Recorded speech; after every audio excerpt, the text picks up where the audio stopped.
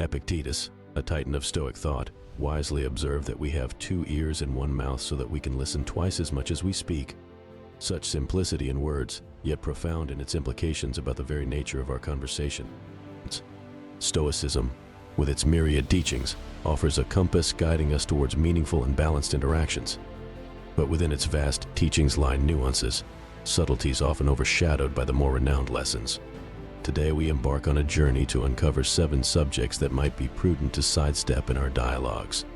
Come along as we delve into these lesser discussed tenets, equipping ourselves with the knowledge to engage more thoughtfully and serenely in the world around us. Before we dive in, I'd appreciate it if you liked the video to help me continue spreading the Stoic philosophy. If you're not subscribed, I recommend you do so and activate the bell so you don't miss any videos. Let's start with subject number 1, other people's flaws. We've all been there, whether at a gathering during a casual coffee break or perhaps in a digital chat group where the conversation subtly shifts from casual banter to discussing someone else's actions, choices, or character. The allure of gossip can be powerful, but what do we truly achieve by indulging in it? At its core, this practice sidetracks us from our personal growth journey, sowing seeds of negativity in our minds and the environment around us. Imagine being at a family dinner where Aunt Martha's perpetual tardiness becomes the evening's joke, or those times in the office pantry when colleagues gather, quietly critiquing someone's attire that might not meet the standard. These discussions may briefly create a sense of camaraderie or superiority, but gradually damage trust and companionship. A common misunderstanding is that pointing out others' flaws makes us more aware of our own. Yet, it does the opposite. Continually focusing on external faults can make us complacent about our personal growth. Redirecting that energy towards understanding our behaviors and attitudes offers greater benefits. Marcus Aurelius's advice is pertinent. Waste no more time arguing about what a good man should be one. Isn't it more fulfilling to lead by example, showing virtue in our actions and words? There's a serene feeling in consciously choosing not to engage in gossip or unnecessary criticism. Next time you're in such a situation, consider steering the conversation toward a positive topic or simply listening without adding to it. This not only maintains your peace, but also subtly encourages a more uplifting atmosphere. By refraining from discussing others' flaws, we're not just avoiding negativity, we're actively promoting positivity, trust, and growth within ourselves and our communities. In today's digital era where social media often showcases wealth and success, discussing personal finances has become a delicate matter. On one hand, there's pressure to keep up with others, while on the other, there's fear of appearing inadequate. But beneath these discussions lie emotions like envy, pride, and insecurity. Picture this. You're among friends discussing their recent vacations, one to the Maldives, the other exploring Paris. Hearing their stories, you may feel a twinge if you couldn't afford a vacation or chose to save for something else. The immediate reaction might be to defend your choices or share a similar experience. Alternatively, consider a different scenario. You've received a raise or made a profitable investment. At a dinner with friends, finances come up. Indulging the impulse to share recent gains may arise not from arrogance, but from a desire to spread joy. Notice the subtle shifts in body language as you speak. Perhaps a friend's downcast eyes or another's polite yet distant smile. Suddenly, the atmosphere of a light-hearted gathering takes on a different hue. In the midst of these social dynamics, it proves invaluable to recall the teachings of Epictetus, who emphasized that true wealth lies not in amassing possessions, but in cultivating contentment by having few desires. Genuine wealth extends beyond mere material affluence. It encompasses a profound understanding and appreciation of what one possesses, rather than a relentless yearning for what one lacks. While sharing and celebrating success is undoubtedly rewarding, it is equally essential to tread with sensitivity and awareness. We must be cautious not to inadvertently sow seeds of inadequacy or discontent in ourselves or others. Conversely, embracing contentment with our financial status, irrespective of societal norms, represents an empowering stance. Such an outlook liberates us from the emotional roller coaster of incessant comparison, allowing us to navigate life with greater tranquility. To cultivate a Stoic approach to wealth, it behooves us to engage in introspection regarding our relationship with money. Does discussing financial matters bring genuine joy, or does it stem from a subconscious desire for validation? Recognizing the motivations behind our conversations can guide us toward more authentic and harmonious exchanges. After all, the most meaningful riches transcend monetary values. They reside in the depth of our relationships, the integrity of our character, and the serenity of our souls. Transitioning to the subject of past grievances, it becomes apparent that harboring resentment is akin to carrying a heavy burden on a prolonged journey. The more grievances we cling to, the more arduous our path becomes. It is an innate human tendency to recall injustices committed against us, whether they be significant betrayals or minor slights. However, continuously ruminating on or revisiting these grievances not only amplifies our emotional burden, but also impedes our ability to fully immerse ourselves in the present moment and appreciate its potential joys. Consider, for instance, a scenario involving a childhood friend named Alice, with whom you have shared countless cherished memories. Yet, due to a misunderstanding one summer, Alice inadvertently missed your eagerly anticipated birthday party, a moment of disappointment and hurt in an otherwise joyful friendship.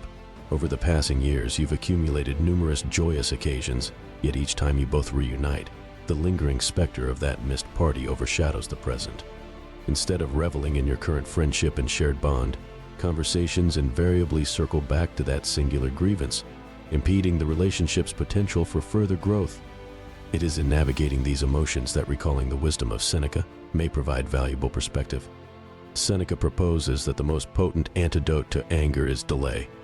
Rather than impulsively reacting to perceived wrongs and solidifying them in our memory, granting ourselves the gift of time for reflection enables us to approach the situation with a clearer, more balanced mindset. Furthermore, with the passage of time, many grievances that once seemed insurmountable often lose their sharp edge. By persistently revisiting past grievances, we unwittingly keep the wound raw, impeding its natural healing process. It is not a matter of dismissing or belittling one's emotions, but rather a conscious decision to refrain from allowing past events to dictate our present emotions and interactions. It is about acknowledging the transformative power and liberation found in forgiveness and the act of letting go. In releasing these grievances, we not only alleviate the burden weighing on our souls, but also create space for more positive experiences and relationships to flourish. While dwelling on past injustices may momentarily validate our feelings, true growth and inner peace stem from introspection, understanding, and ultimately, relinquishing our grip on the past. While the past serves as a teacher, it should not hold sway over our present journey. Transitioning to the subsequent theme, the age-old fascination with predicting the future has captivated the human mind throughout history. From deciphering patterns in nature to seeking celestial guidance, our ancestors have sought to unveil the mysteries of what lies ahead. In today's era dominated by data and algorithms, this quest persists, albeit in different forms. However, while foresight and strategic planning are commendable endeavors, the relentless pursuit of predicting every twist and turn can prove to be a draining and anxiety-inducing pursuit. Let us consider the scenario of Maya, a young woman on the brink of graduating from university. The uncertainties are vast, just as the possibilities are. Family dinner conversations turn into speculation sessions about job prospects, potential cities to relocate to, and the future of the economy in the next 5 years. Friends frequently compare potential career paths, discussing prospects and probabilities. As a result, Maya feels overwhelming pressure and anxiety. This anxiety doesn't stem from the present, but from the numerous unpredictable futures. It's worth reflecting on Seneca's observation as waves of uncertainty and anxiety rise. We often suffer more in imagination than in reality. While it's practical and wise to be informed and prepared, constantly discussing and speculating about an uncertain future can amplify imagined challenges, transforming them into looming threats. Many of these predicted scenarios never materialize, or if they do, they're seldom as daunting as our minds had portrayed them to be. Stoicism reminds us of the importance of embracing the present moment instead of being lost in the maze of what-ifs. It's about anchoring ourselves in the present reality. While we can't control every aspect of the future, we can control our actions and responses in the present. By reducing the time spent on endless speculations, we can focus our energies on meaningful steps aligned with our values and goals. While discussing potential futures can be insightful, it's crucial to strike a balance. Life's true beauty doesn't lie in predicting every sunrise and sunset, but in appreciating the colors of the present moment, confident in our ability to adapt and thrive, regardless of what comes our way. Petty controversies hold a magnetic pull deeply ingrained in our social interactions. They cater to our innate curiosity and desire for connection, even if they revolve around topics that might seem insignificant in the grand scheme of things. Despite appearing harmless, These controversies have an insidious nature, as they can consume our mental bandwidth and divert our focus from matters of genuine substance. Jenna, an ambitious young writer, is familiar with this phenomenon.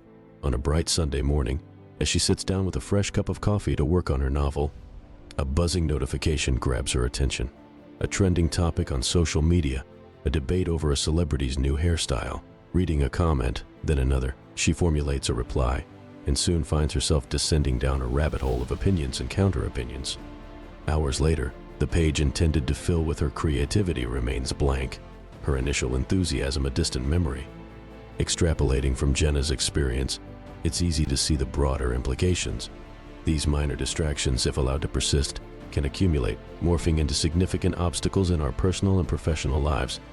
They shift our conversations, dominate our free time, and more worryingly, begin to shape our self-worth and perception based on fleeting, often shallow metrics. The wisdom of Epictetus offers guidance in such scenarios. It's not what happens to you, but how you react to it that matters.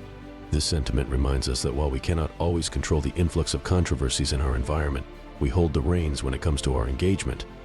By consciously choosing where we direct our attention, we reclaim our mental space, ensuring that it's reserved for endeavors that align with our aspirations and values. But how do we cultivate this discernment? It starts with self-awareness. By regularly evaluating our motivations behind participating in a controversy, we can discern whether it's out of genuine interest or mere habit. It's also beneficial to curate our information sources, ensuring that what we consume aligns with our goals and values. To immerse oneself in the vast ocean of controversies is a choice, yet with awareness and intention, we can sail these waters, anchoring ourselves in discussions of depth and substance, and steering clear of the ephemeral whirlpools that seek to draw us in. The journey towards discernment is continuous, but with each conscious decision, we move closer to a life of purpose, undeterred by the fleeting storms of petty controversies. Subject number 6. Vain displays of knowledge. The pursuit of knowledge is a noble endeavor, yet it can sometimes lead us astray when the intent behind it shifts from personal growth to mere showmanship. Hoarding treasures in a chest and flaunting them without genuine purpose is akin to displaying them briefly rather than utilizing them to enrich lives, be it our own or those around us. Let's ponder the case of Arya, an avid reader always found with a book in hand. Over time, her passion for learning led her to accumulate a vast reservoir of knowledge spanning diverse topics. However, as Arya began to receive admiration for her intellectual prowess, a subtle yet significant shift took place. Instead of using her knowledge to enlighten or assist others, her interactions started taking on a different tone. Whenever discussions arose, Arya would interject with obscure facts, often derailing the natural flow of conversation or overshadowing the contributions of others. What was once a means of fostering connections and understanding gradually turned into a source of distance and subtle alienation among her peers. While being well-informed and knowledgeable is certainly commendable, the true essence of wisdom lies not merely in its accumulation, but in its meaningful application. Indeed, knowledge, when used solely as a tool for vanity, has the potential to isolate rather than connect. It can transform from being a bridge that brings people together to becoming a wall that keeps them apart. As the philosopher Seneca once wisely remarked, true happiness is to enjoy the present without anxious dependence upon the future. In the context of our discussion, this wisdom can be interpreted as finding joy in the process of learning and sharing knowledge, genuinely, without constantly seeking validation or feeling the need to prove oneself. A genuine display of knowledge is not merely in reciting facts, but in applying them meaningfully, aiding understanding, fostering connections, and uplifting both ourselves and others in the process. It's about knowing when to speak, what to share, and how to communicate effectively, ensuring that the essence of the message is not lost amidst the clamor for recognition. In our continuous journey of learning and growth, it's imperative that we frequently pause to introspect and evaluate our intentions, ensuring that they align with the true spirit of knowledge and wisdom. Seeking knowledge, are we to grow or to glow? By aligning our quest for knowledge with genuine intention, we ensure that our wisdom becomes a beacon of light for ourselves and those around us, rather than a mere decorative lamp, admired but not illuminating. Subject number 7, obsessive self-criticism. In an era where perfection is often celebrated, it's common for many of us to hold ourselves to incredibly high standards. While aiming for excellence can drive progress, incessantly critiquing every action and thought can become counterproductive. Imagine tirelessly preparing for an important presentation or project, only to constantly belittle your efforts, second-guessing every choice or worrying about each word you'd say. Instead of focusing on delivering with confidence, you're entangled in a web of over-analysis, where the fear of perceived inadequacy overshadows genuine effort. This relentless internal scrutiny, instead of acting as a motivator, can become a deterrent. It can hinder spontaneity, reduce creativity, and even impact overall well-being. The excitement of starting a new endeavor or the joy of completing a task can quickly be clouded by the persistent voice that asks, "Was it good enough?" Embedded within this challenge is a Stoic reflection by Marcus Aurelius. The universe is change. Our life is what our thoughts make it. If our thoughts are perpetually critical, our reality mirrors that negativity. But if we can manage to harness our thoughts, we have the power to reshape our reality. Breaking free from this cycle of self-criticism involves recognizing and challenging these self-deprecating thoughts. It's about understanding the difference between wanting to improve and unnecessarily pulling oneself down. Consider whether you'd subject a friend to the same level of criticism you apply to yourself. Often, we are our own harshest critics. Cultivating a mindset of growth, where mistakes are viewed as stepping stones rather than stumbling blocks, can pave the way for healthier self-assessment. By acknowledging small victories and recognizing that the path to success is often nonlinear, we can navigate our journey with a balanced perspective, embracing both our strengths and areas for improvement. While self-awareness is undeniably valuable, excessive self-criticism can become a formidable obstacle. By fostering a mindset of growth, compassion, and understanding, we can achieve a harmonious balance that propels progress without compromising our well-being. In the journey of life, understanding the nature of our internal and external dialogues can significantly shape our experiences and perceptions. As discussed earlier, there are certain subjects that, when overly pondered, can distort our vision and impede our growth. I encourage you all to take a moment to pause, introspect, and evaluate the narratives in which you often find yourself entangled. Are there themes to which you're assigning undue importance? Are there moments or regrets that have outlived their relevance? Feel free to share your insights and reflections in the comments below. Your experiences might resonate with someone else, fostering a community of growth, understanding, and mutual support. Let's embark on this transformative journey hand in hand, cultivating a deeper understanding of ourselves and the world around us. Thank you for sharing this enlightening journey with me. And until our next philosophical exploration, may you always tread the path less traveled, the Stoic way.